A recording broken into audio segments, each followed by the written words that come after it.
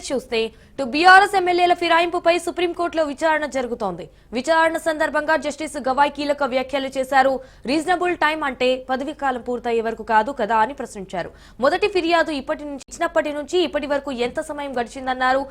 మొదటి ఫిర్యాదుతో తర్వాత ఎమ్మెల్యేలకు నోటీసు కూడా ఇవ్వలేదని నిర్ణయం తీసుకోవడానికి తగిన టైం ఉండాలి కదా అని అన్నారు.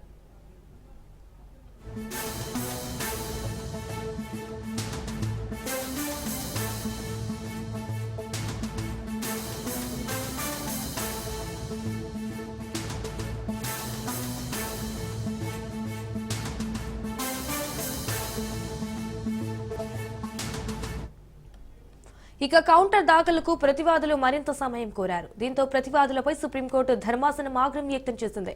కాలయాపన చేసే విధానాలు మానుకోవాలని ధర్మాసనం సూచించింది. దానం నాగేందర్ బీఆర్ఎస్ ఎమ్మెల్యేగా ఉండి లోక్సభ ఎన్నికల్లో పోటీ చేశారని, ఓడిపోయిన తర్వాత కూడా ఎమ్మెల్యేగా దానం కొనసాగిస్తున్నారన్నారని అడ్వకేట్ శేషాద్రి నాయుడు సుందరం అలాగే న్యాయస్థానం దృష్టికి తీసుకెళ్లారు. కనీసం స్పీకర్ నోటీసు కూడా ఇవ్వలేదని, స్పీకర్ తమ ఫిర్యాదుపై కనీసం స్పందించలేదన్నారు. ఇక ఈ విషయంపై హైకోర్టును ఆశ్రయించామని, ఎమ్మెల్యేలపై విచారణకు 4 వారాల్లో షెడ్యూల్ ఖరారు చేయాలని హైకోర్టు ఆదేశించిందని సుప్రీంకోర్టుకు విన్నవించారు.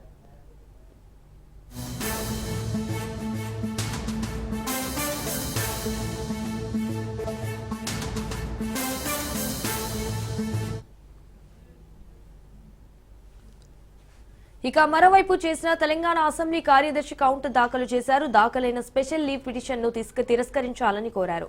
స్పీకర్ ఉద్దేశపూర్వకంగా ఆలస్యం చేశారనడానికి ఆధారం లేవని, స్పీకర్ కు పిటిషన్లు పెట్టుకున్న 30 రోజులకే బీఆర్ఎస్ నేతలు కోర్టును ఆశ్రయించారని కౌంటర్ పిటిషన్ లో చెప్పుకొచ్చారు. ఇక పిటిషనర్లే దురుద్దేశంతో వ్యవహరిస్తున్నారన్నారు. అనర్హత కేసులో స్పీకర్ చట్టాన్ని పాటిస్తున్నారన్నారు. స్పీకర్ పై చేసిన ఆరోపణలు అసంబద్ధమైందన్నారు.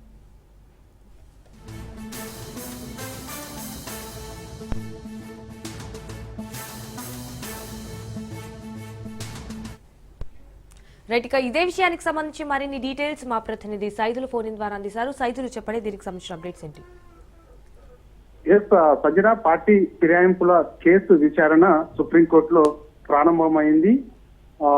ఈ కేసును విచారిస్తున్నటువంటి దిశ ధర్మాసనం జస్టిస్ బిఆర్ గవాయ్, అగస్టిన్ జార్జులతో కూడిన 3 సభ్య ధర్మాసనం ఈ కేసును విచారిస్తున్న నేపథ్యంలో ఇరు వాదనలు, ఇటు పార్టీ ఫిరాయింపు తరపున అడ్వకేట్స్, అదేవిధంగా బీఆర్ఎస్ పార్టీ తరపున అడ్వకేట్ ఆర్యమ సుందరం వాదనలు అయితే ప్రస్తుతం వినిపిస్తున్నారు. ఎందుకంటే పార్టీ మారిన ఎమ్మెల్యేలకు సంబంధించి 15 నెలలు కావస్తున్నా కూడా కనీసం స్పీకర్ వారిపైన చర్యలు తీసుకోవడం లేదని చెప్పేసి ఇటు బీఆర్ఎస్ పార్టీ తరపున ఉన్నటువంటి అడ్వకేట్ ఆర్యమ సుందరం వాదనలు వినిపిస్తున్నారు.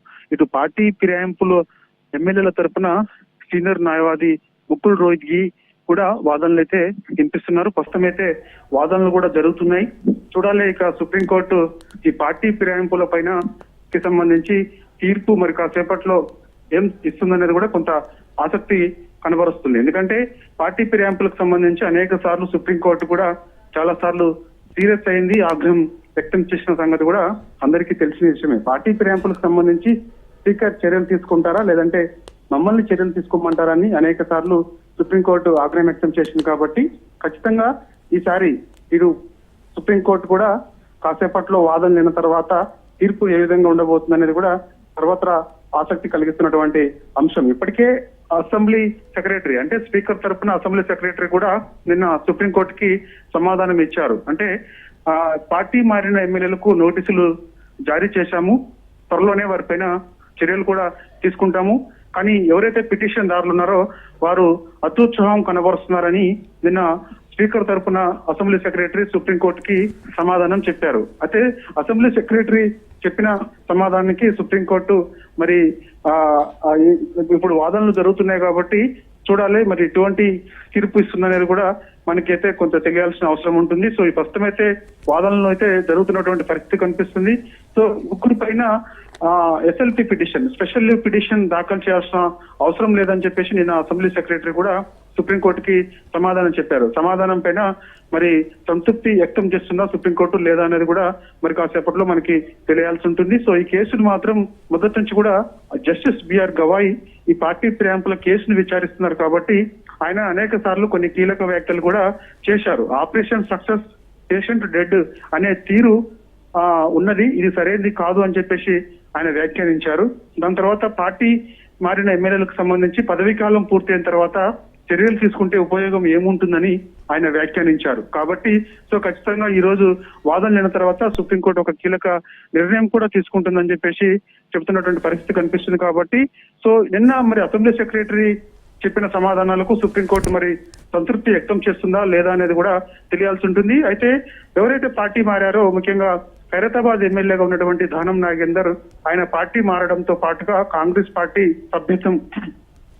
పార్టీ బీఫామ్ పైన ఆయన సికింద్రాబాద్ పార్లమెంటరీగా పోటీ చేశారని ఆధారాలతో కూడిన అన్ని కూడా సుప్రీంకోర్టు ముందుంచారు. కాబట్టి సో ఇవన్నీ కూడా ఆధారాలు పరిశీలించిన తర్వాత ఒక కీలకమైన తీర్పు కాసేపట్లో సుప్రీంకోర్టు ఇస్తుందని కూడా మనకైతే సమాచారం. ఎందుకంటే ముగ్గురు పైన స్పెషల్ లీవ్ పిటిషన్ దాఖలు చేశారు. అంటే దానం నాగేందర్ పైన, అదేవిధంగా భద్రాచలం ఎమ్మెల్యే తెల్లం వెంకటరావు పైన, శేషన్ గన్పూర్ ఎమ్మెల్యే కడిహన్ శ్రీహరి పైన స్పెషల్ లీవ్ పిటిషన్ కేటీఆర్ దాఖలు చేశారు. కాబట్టి సో మిగిలిన 7 పైన రిట్ పిటిషన్ దాఖలు చేశారు. కాబట్టి స్పెషల్ లీవ్ పిటిషన్ దాఖలు చేయాల్సిన అవసరం ఏం లేదని చెప్పేసి నేను అసెంబ్లీ సెక్రటరీ సుప్రీంకోర్టుకి చెప్పారు. అంటే స్పెషల్ లీవ్ పిటిషన్ కి సంబంధించి ఖచ్చితంగా చర్యలు త్వరగా తీసుకోవాలని చెప్పేసి దాఖలు చేశారు. కాబట్టి చర్యలు త్వరలోనే తీసుకుంటామని చెప్పేసి స్పీకర్ తరఫున అసెంబ్లీ సెక్రటరీ చెప్పారు. కాబట్టి సో ఆ పిటిషన్ అవసరం లేదు, కావాలనే ఇటు పార్టీ ఫిరాయింపులకు సంబంధించి ఎవరైతే పిటిషన్ దారులు ఉన్నారో వారు అనవసరంగా ఇది అత్యుత్సవం కనబరుస్తున్నారని చెప్పేసి చెప్పారు. కాబట్టి సో చూడాలి మరి. ప్రస్తుతమైతే ఇటు పార్టీ ఫిరాయింపుల తరఫున advocate senior advocate Mukul Rohit కి వాదనలు వినిపిస్తున్నారు. ఇటు బీఆర్ఎస్ పార్టీ తరఫున ఆర్యమ్మ సుందరం వాదనలు వినిపిస్తున్నారు. ఇరు వాదనలు అయిన తర్వాత జస్టిస్ బిఆర్ గవాయ్, అగస్టిన్ జార్జిలతో కూడిన దిశభ ధర్మాసనం ఒక కీలకమైన తీర్పు కాసేపట్లో ఇవ్వబోతుంది. అయితే ఏమి ఇస్తుందనేది కూడా కొంత సర్వత్రా ఆసక్తి కలుగుతుంది. Right Saidulu, thank you for the updates.